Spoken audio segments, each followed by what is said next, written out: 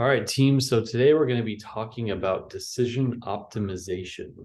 And this stems from kind of how managers should make decisions. And it's helpful in our culture just because we're faced a lot of times, as we know recently, even from today, that decisions are made and they're not always easy. But there's also some different decision types that we'll have to kind of wrestle through.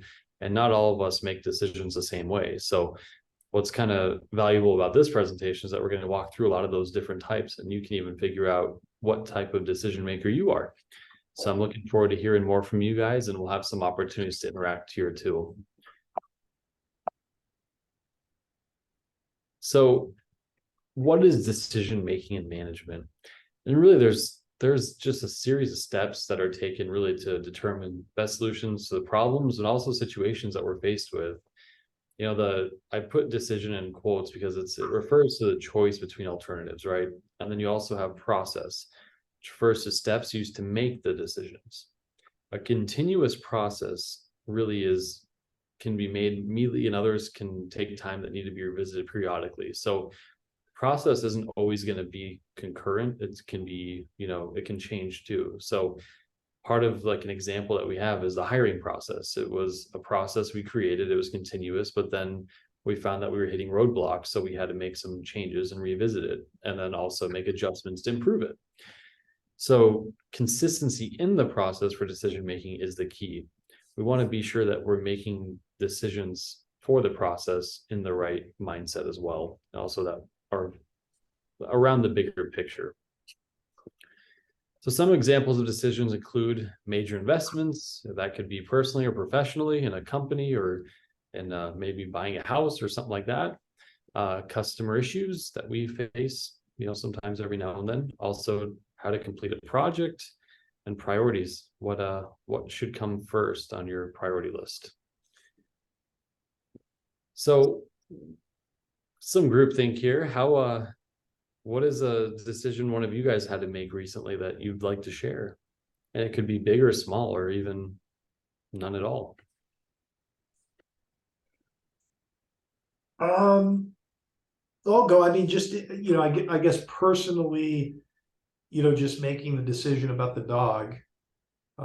We had to spend a fair amount of time like walking through pros and the cons, and what does that come with, and what's the cost, and what is the time, and so there was a lot of things that needed to be talked about in it. So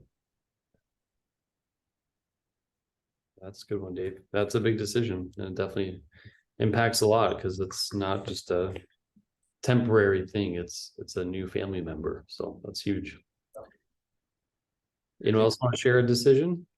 I think the one that comes to mind that Lana helped me with was the interview process. I kind of put together an interview process, and basically part of it was, can you follow the directions on an email?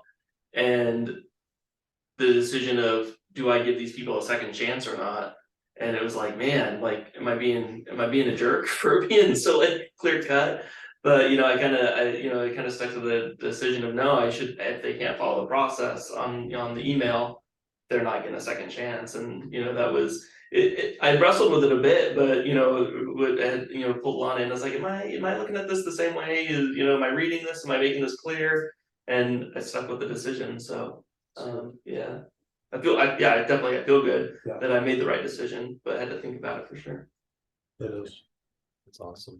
Thanks, Tom.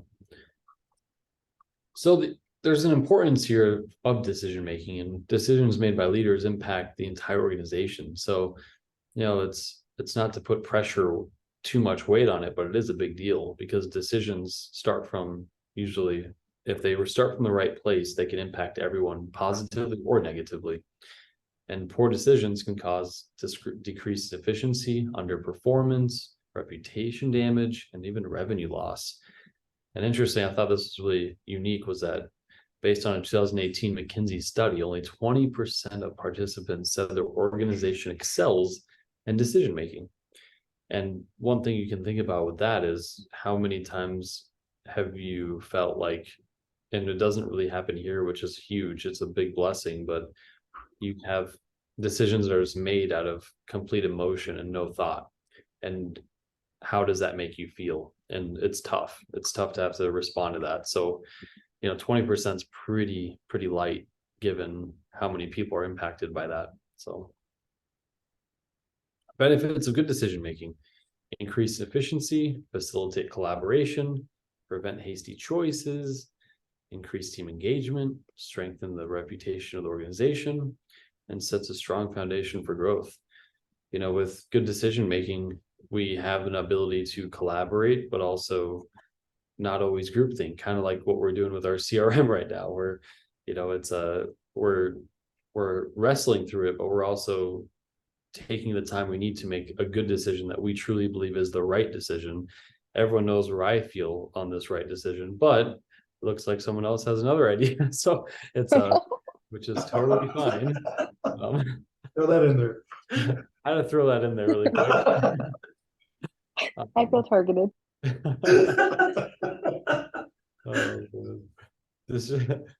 Decision making styles. So there's a lot of different styles that we're going to kind of go through here, and there's actually quite a few. And where I want to challenge us as I kind of go through these is think about, is this me?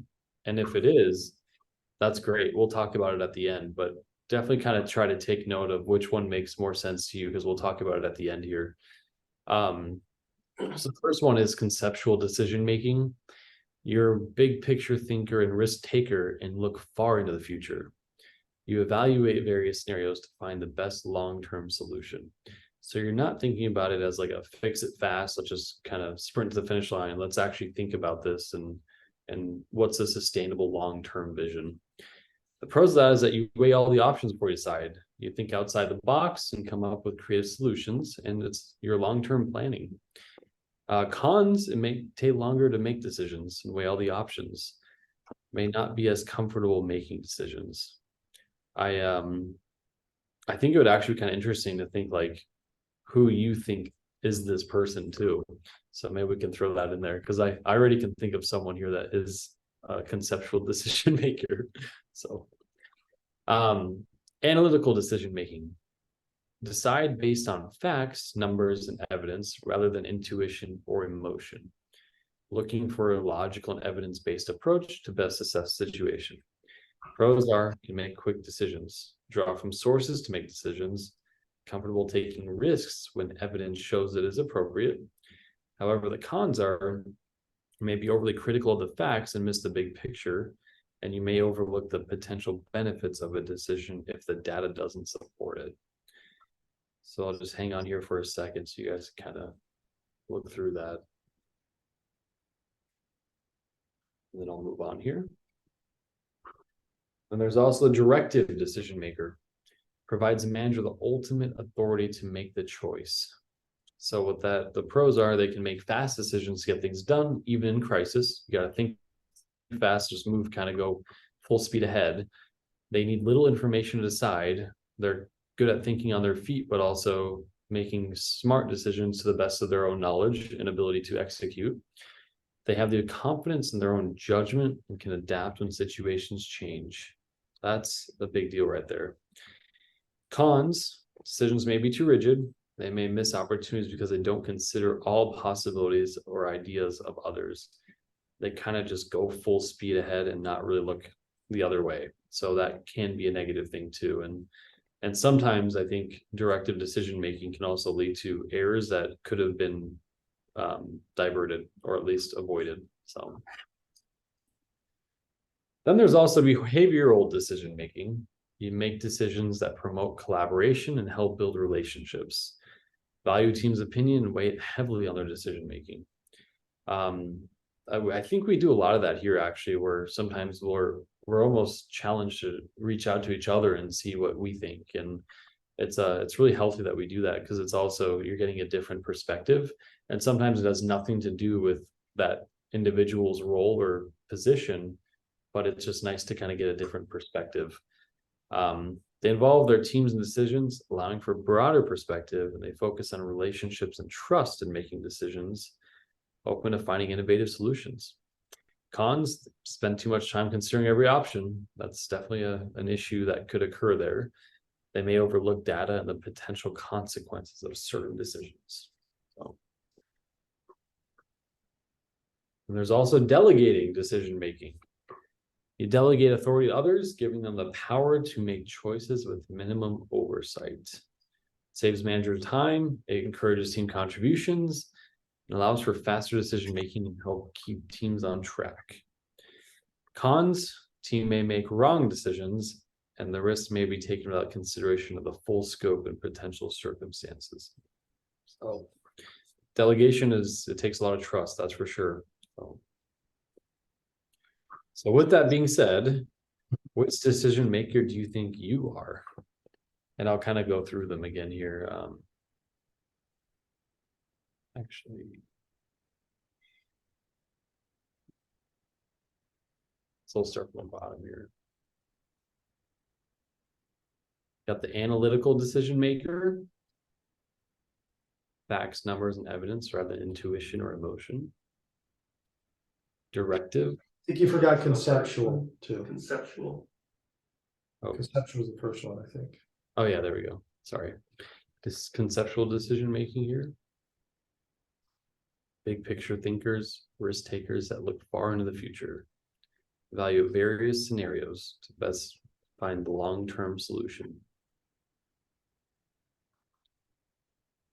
Analytical, facts, numbers, and evidence rather than intuition or emotion. Directive, provides a manager the ultimate authority to make the choice. And then behavioral, decisions that promote collaboration and help build relationships. You love your team's opinions and you value it. You also weigh heavily on your final decision too. Delegating, delegate others the authority to make decisions. How to make choices with minimal oversight. It's a more empowered opportunity there. Love to hear what you guys think. I think my decision making changes on the circumstances. I think it's a combination of the first three, and I have to force myself to do more of the third. Like, not that I force myself, but I have to be aware that I need to pull others in and do like behavioral and like have others, brought in, and then delegate. That's one that's very difficult for me. But I think depending on the decision, it's like the first three.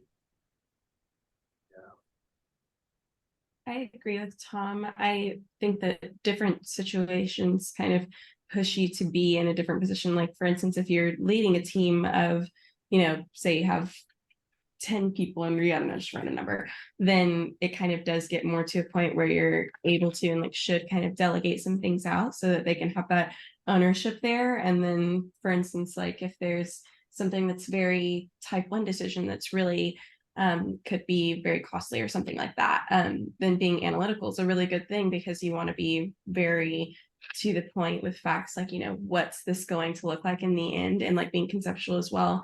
And then there are some decisions that aren't as, irreversible, that could be more like you could use a more directive approach and kind of do, I think that was the right one, directive approach, where you're kind of making a quicker decision that's just quick and done as it needs to be. Yeah. Mackie, what do you think you are? I've been trying to decide. I think I'm either the conceptual, I think it was, or the behavioral. The two that say they take a long time to make decisions. Yeah, a little analytical. Dive into it. Decision making is tough though, because if you are, conceptual, you're thinking, what if this goes wrong, what happens then, right? So it's totally reasonable to take more time, but I think the directive one, where you just kind of make the choice, I think on that one too, there was some risk, and that can be good and bad. Sometimes it's the right fast decision, but then other times it's not. Where it's kind of fun when I was in the asset protection field in Target. I was in charge of catching shoplifters, and there was a lot of times where I told Tom this story. I saw a guy stealing something, and I was like, oh, this is my chance. This is an opportunity to get a little metric and turn it from red to green, right? But I made the decision to go apprehend him after I didn't clearly see how he detached I think it was like headphones or something from the like the shelf there, and little on the way out he waved a 10-inch blade in my, like, right at me, and I backed off.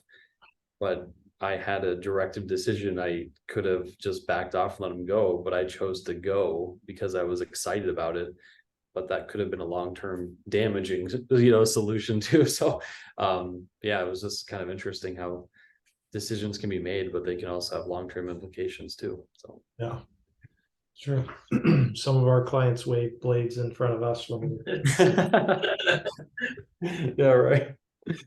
That's Love what that. I'm here now. better have that loan closed. Yeah, right.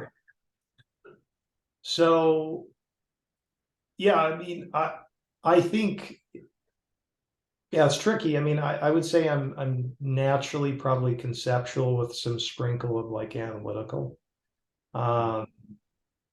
But I think I can jump in each one of these depending on the circumstance.